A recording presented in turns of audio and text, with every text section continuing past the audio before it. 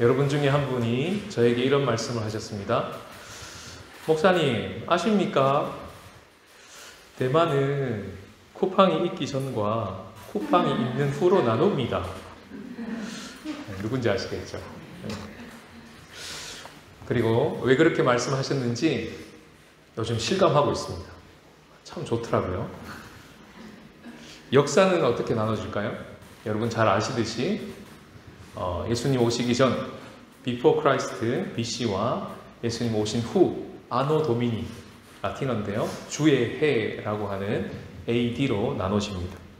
이처럼 우리의 인생도 예수님을 만나기 전과 예수님 만나는 후로 갈리게 되어 있죠. 그것이 우리의 인생의 회심의 분기점입니다. 터닝 포인트죠.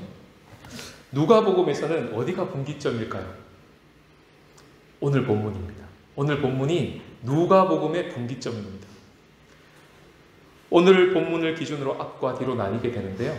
앞에는 서문을 빼고 서론을 빼고 갈릴리 사역을 9장 50절까지 진행되었다면 이제 9장 51절부터 무려 19장 44절까지 갈릴리에서 예루살렘으로 가는 길 위에서의 여정이 시작되는 것입니다. 그리고 19장 45절 이후로는 예루살렘에 입성하셔서 끝까지 예루살렘입니다. 갈릴리로 돌아오지 않습니다. 누가복음에서는요. 이제 이 길 위를 걸어가시면서 예수님께서 제자들에게 들려주시고자 하시는 이야기들이 이제 막 펼쳐지는 것입니다. 갈릴리 사역에서는 예수님께서 기적을 베푸신 이야기가 꽤 많이 나왔습니다. 제가 세보니까요, 한 16번 정도 나오는 것 같습니다. 그런데 이제부터 길 위를 걸어가실 때는 기적이 확 줍니다. 역시 세봤습니다. 한 4번 정도 나옵니다. 확 줄었죠? 4분의 1로. 그럼 나머지는 뭘까요? 전부 이야기입니다. 전부 가르침입니다. 사뭇 분위기가 달라진 것이죠. 이것은 바로 제자들이 증인이 되도록 하기 위한 예수님의 특별한 맞춤식 교육이 시작된 겁니다. 사도행전에서 누가가 그것을 직접 언급한 부분이 있는데요. 우리 다 같이 한번 읽어보겠습니다. 사도행전 13장 31절입니다. 시작.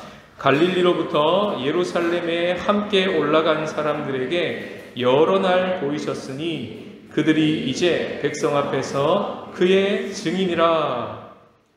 우리의 인생에 비유하자면 성장의 분기점입니다.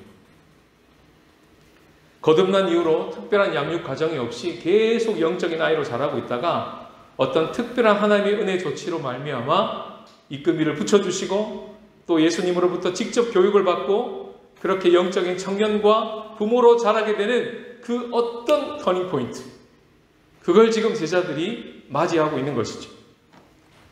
여러분은 이처럼 회심의 분기점과 성장의 분기점이 선명하십니까? 쿠팡이 우리의 삶에 이렇게 실감을 주듯이 그만큼 실감나게 선명하십니까?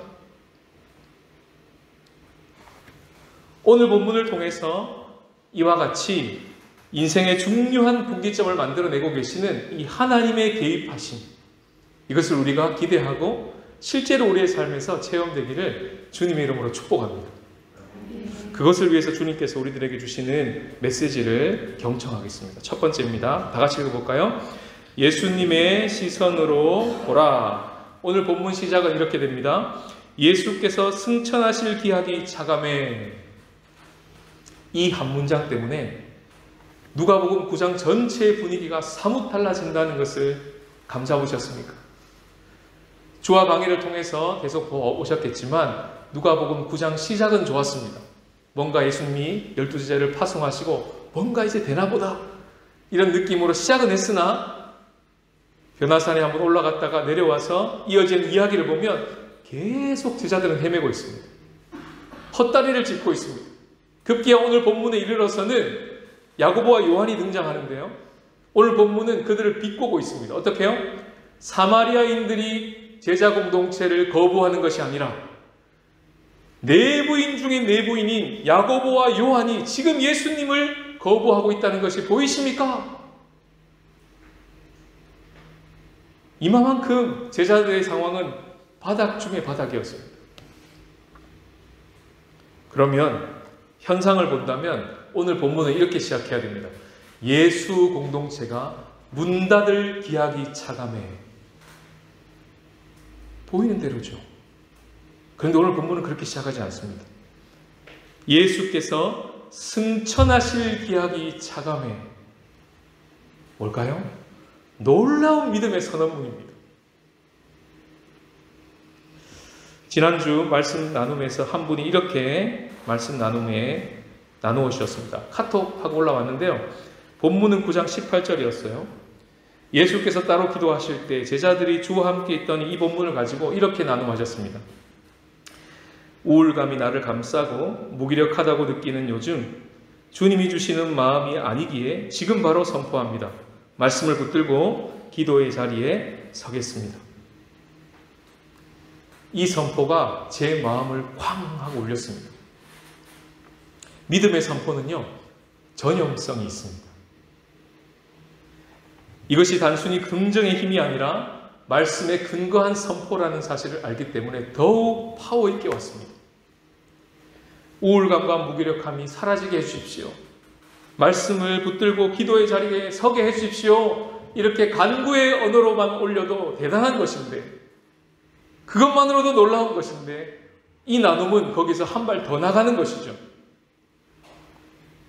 마치 승천하실 기약이 차감해 라고 같은 그런 영적인 기상을 유지한 채 우리를 위해 지금도 기도하시고 우리를 위해서 지금도 함께 하시는 그 주님이 현상을 압도하고 있는 실상이기 때문에 그것을 믿고 이렇게 선포하셨겠죠. 주님, 말씀을 붙들고 기도의 자리에 서겠습니다.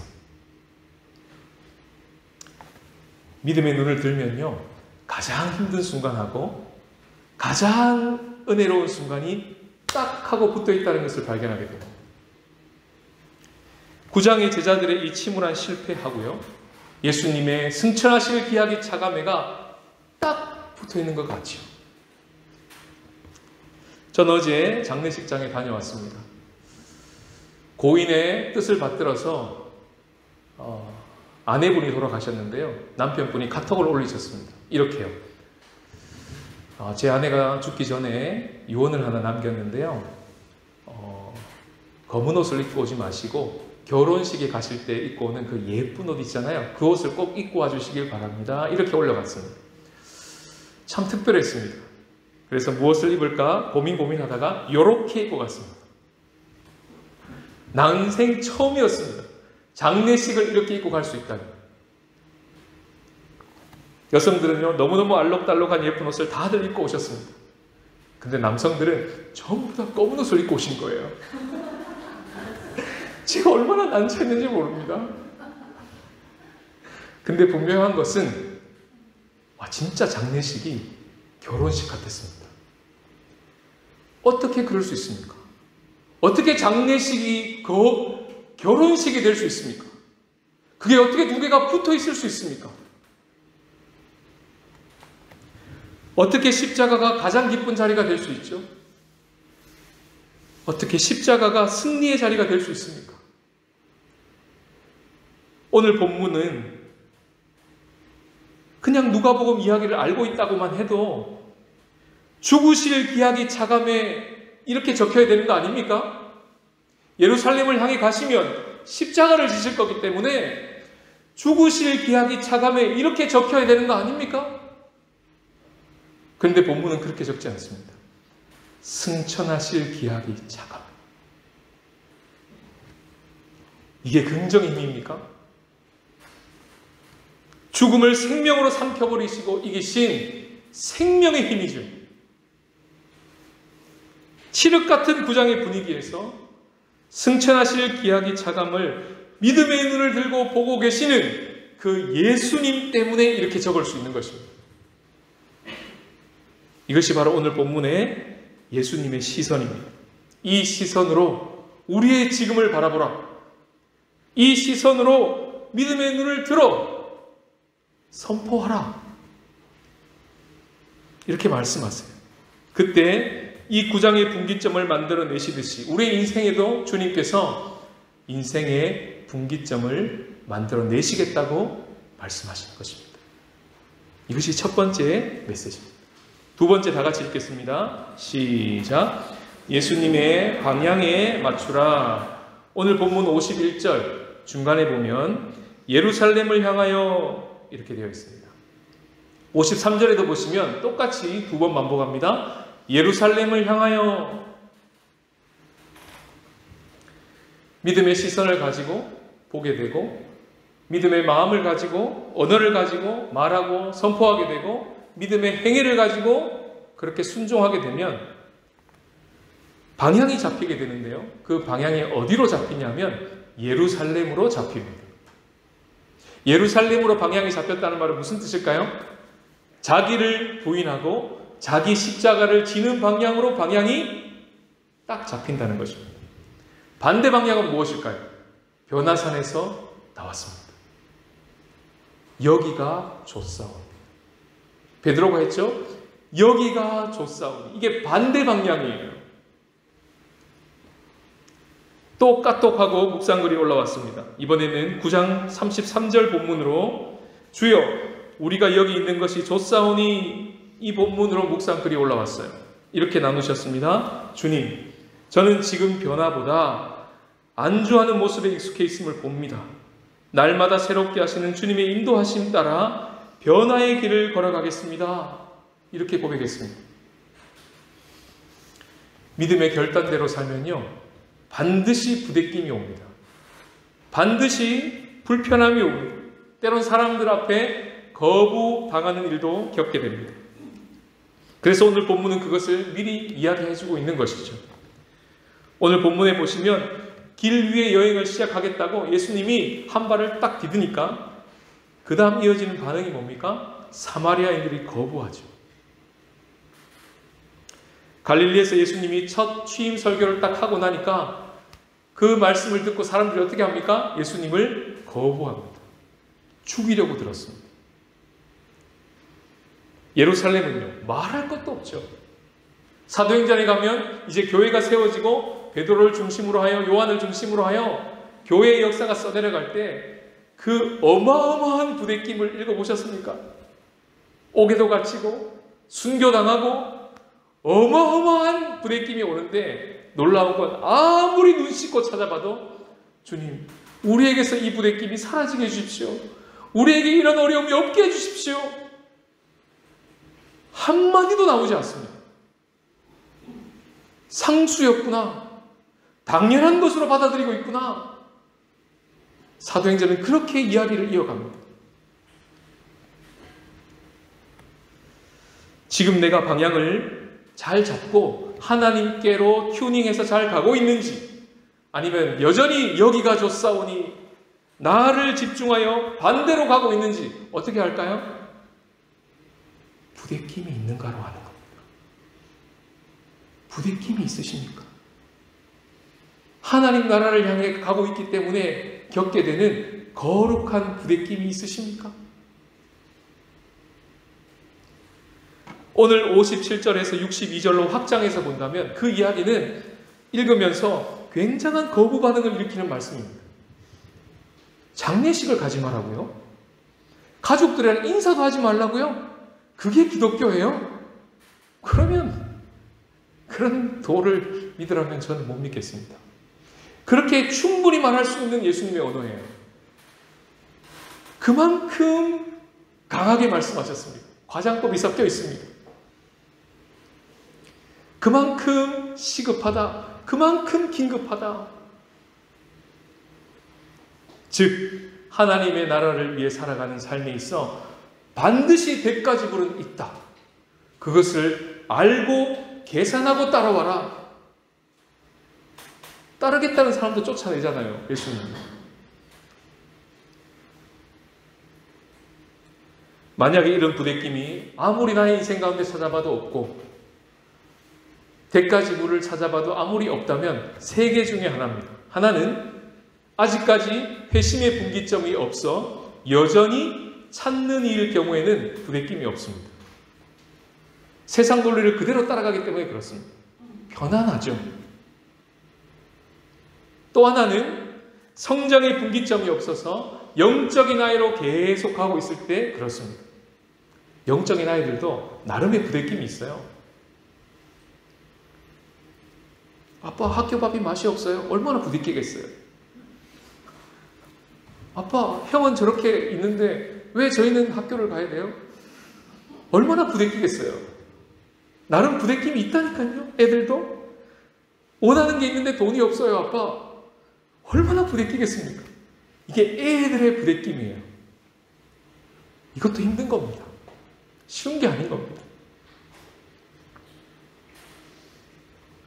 영적인 청년인데 부모인데도 불구하고 만약 그런 게 없다면 잠시 쉬어가는 방학일 뿐입니다. 방학이 끝나면 뭐가 오죠? 학기가 시작됩니다. 학기가 시작되면 중간고사가 있고 기말고사가 반드시 옵니다. 그건 상수입니다. 그건 변함없는 것입니다. 올 줄 알고 기다리고 있어야 되는 것입니다. 왜죠? 이 깨어진 세상을 세상의 논리대로 살지 않고 예수 따르미로 살겠다고 결단했기 때문에 그렇습니다. 나 아닌 누군가를 돕겠다고, 섬기겠다고, 사랑하겠다고 지금껏 나를 위해 살아왔다면 이제는 하나님의 나라를 위해서 한번 살아보겠다고 작지만 한 발을 한번 떨리는 마음으로 내딛기 시작하면 거기에는 반드시 불편함이 있습니다. 반드시 부대낌이 있습니다.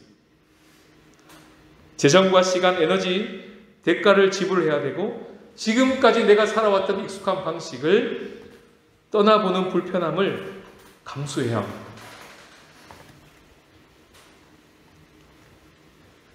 그럴 때 오늘 본문은 어떻게 여기라고 가르쳐 줍니까?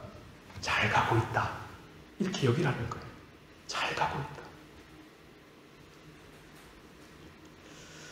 이렇게 방향을 잡고 따라가는 자들에게 부대낌만 있을까요?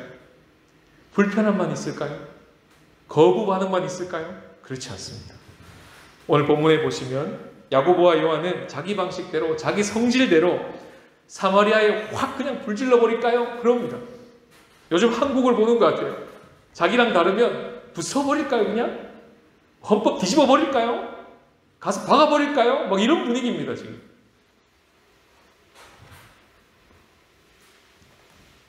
예수님은 그 거부와 부대낌을 그대로 안고 정면 돌파하십니까?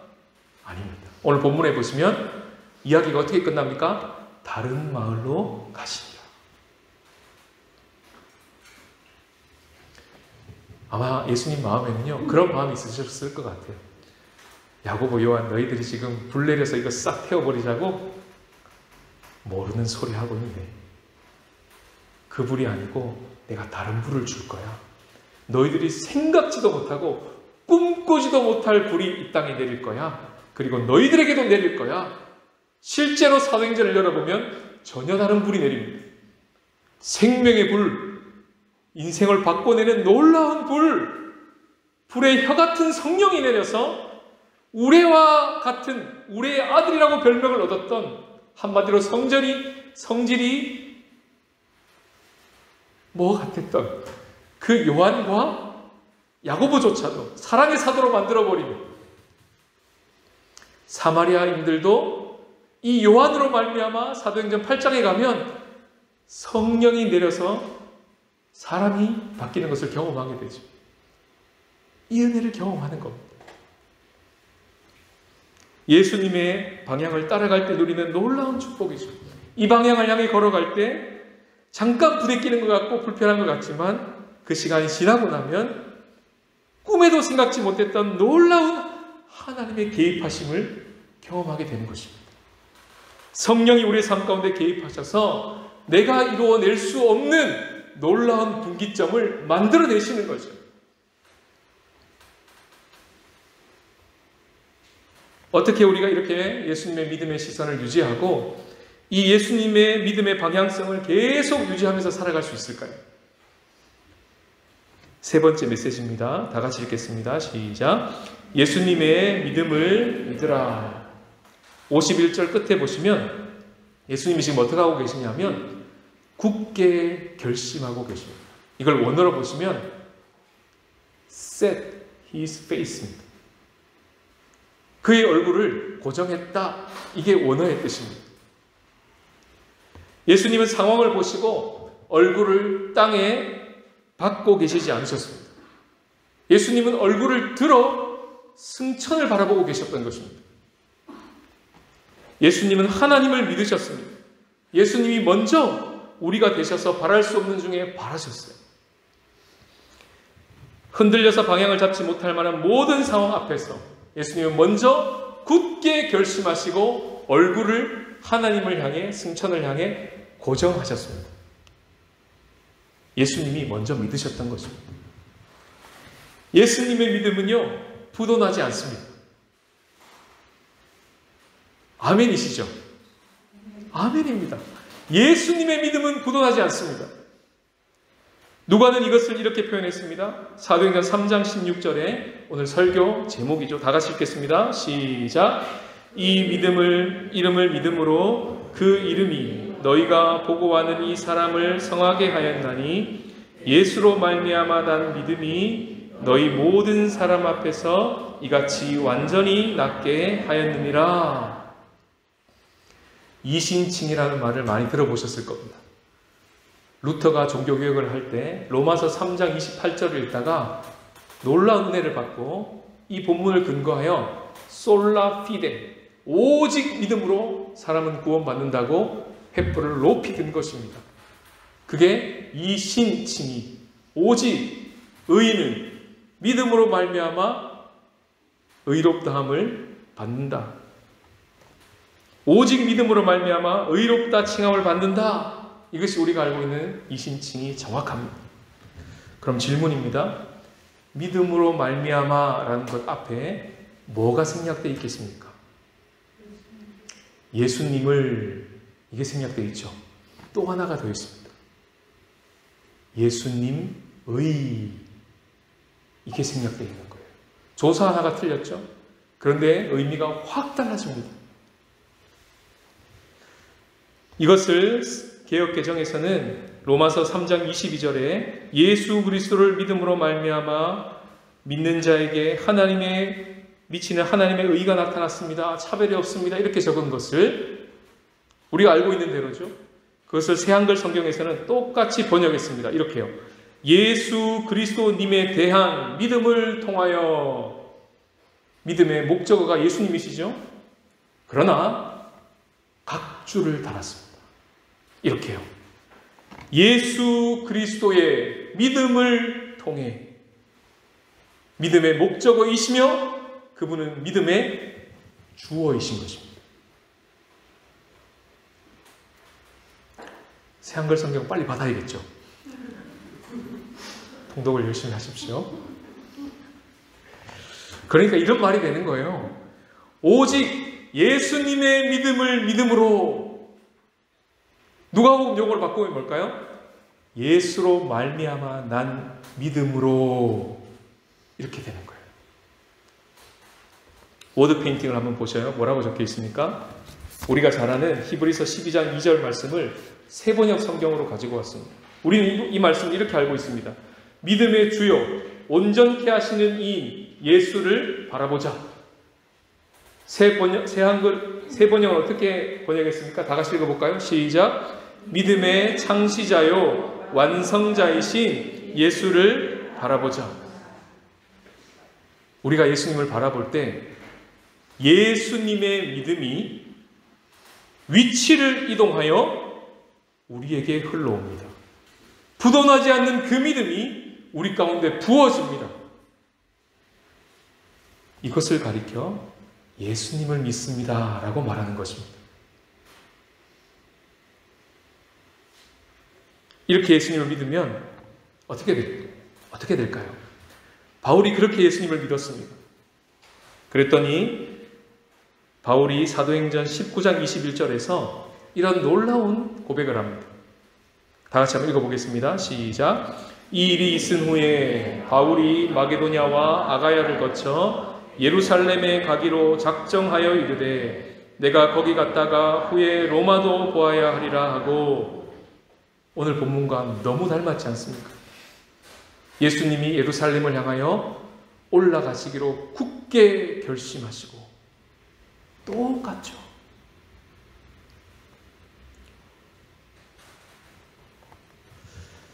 바울은 다소에서 태어나서 다메섹에서 회심의 분기점을 맞이한 사람입니다.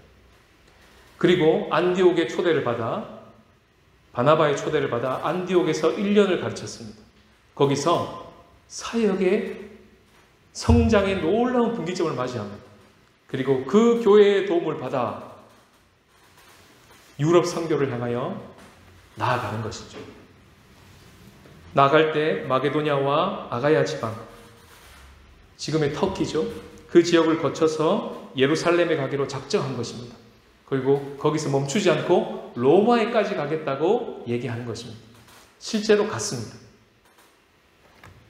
그리고 마멜틴 감옥이라는 곳에 마지막 최후의 시간에 갇혀서 거기서 생을 마치기 전 편지 하나를 씁니다. 디모데후서 4장 7절이죠. 다 같이 읽겠습니다. 나는 선한 싸움을 싸우고 나의 달려갈 길을 마치고 믿음을 지켰으니. 세례 요한이라는 사람을 묘사할 때 누가가 사도행전 13장 25절에서 이런 말을 씁니다. 요한이 그 달려갈 길을 마칠 때에. 세례 요한도 바울도 자기에게 주어진 자신의 길을 끝까지 믿음의 시선과 방향을 유지한 채 마지막까지 완주할 수 있었던 이유는 무엇일까요? 오늘 본문에 예수님께서 먼저 그 믿음의 시선과 방향성을 유지한 채 본인의 달려갈 길을 끝까지 완주하셨기 때문입니다. 그것을 가르쳐준 단어가 승천인 거예요. 꼬린 이 말입니다. 완주 이 뜻이 승천입니다. 누가복음 13장 33절을 다 같이 읽겠습니다. 시작. 그러나 오늘과 내일과 모레는 내가 갈 길을 가야 하리니. 예수님의 고백입니다. 우리 앞서 걸어가신 이 완주자 되신 예수님,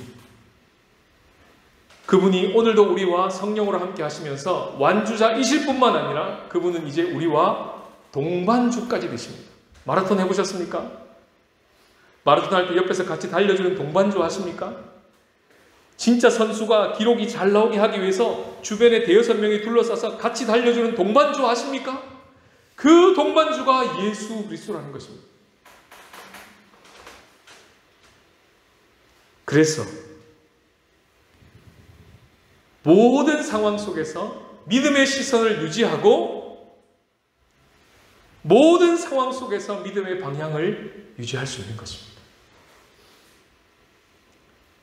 주님, 내 영혼이 주님께 확정되게 해주십시오. 이렇게 고백한 것이 아니라 다윗은 어떻게 고백했냐면요. 주님, 내 영혼이 확정되었습니다. 상황이 좋아서 그렇게 고백했을까요? 아까 카톡에 올리신 그분은 상황이 좋아졌고 우울감이 사라졌고 무기력함이 사라졌기 때문에 예 주님 제가 말씀 앞으로 나가겠습니다. 예 주님 기도하겠습니다 라고 고백했을까요? 아닐 겁니다. 아닐 거예요. 믿음의 고백입니다.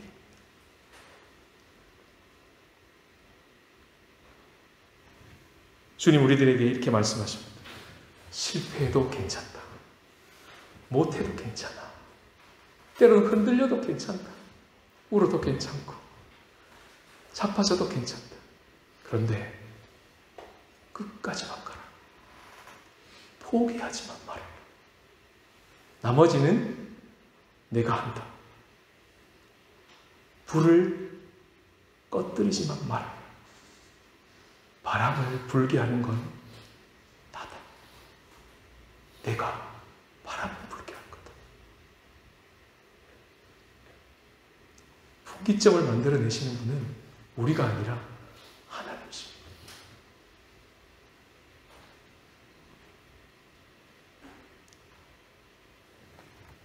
그걸 믿고 한 걸음을 내딛는 것을 주님은 결코 작다고 하지 않습니다. 그것을 주목하고 계십니다. 내가 안다. 내가 다 안다. 네가 어떤 걸음을 걷고 있는지 내가 안다. 내가 보고 있다. 그리고 끝까지 걷는다. 달려갈 길을 끝까지 완주해내시는 저와 여러분들이 되시기를 주님의 이름으로 축복합니다.